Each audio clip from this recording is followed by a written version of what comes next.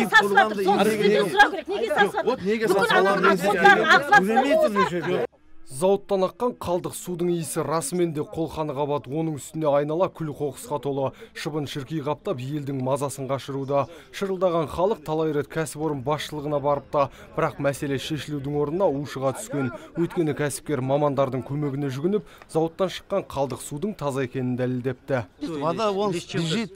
Міне су ағып жатыр, таптаза. СС-тен адам келді. Арықтан су алып тексерді. Арықтағы су ішетін судан таптаза болып шықты.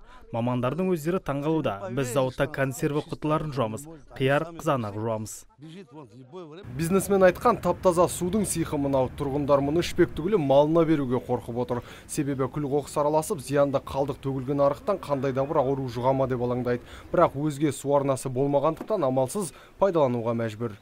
Енді алғаннан кейін бұны мақсатынан, өз мақсатынан пайдалану керек. Целевое назначение. Мерде халық бар. Халықтың жаңа малдар өтеді.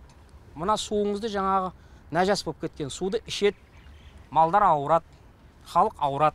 Жұрттың жанайқайы биліктегілердің құлағына жеткен шу шығарған елге басу айту үшін ақжағалылар мәртөбеге арнайы келді. Енді мәселені бүге шүгесіне дейін зерттеп, кінәліні заң аясында жазаға тартпақ. Шенділер бірінші кезекте жер учаскесі қандай мақсатта берілгенін анықтайды. Ал СС қызметкерлері болса, судың сынамасын алып, зиян не зиян еместігін тексереміз деп бекініп отыр. Бізде мына ұлттық сараптама орталығы бар.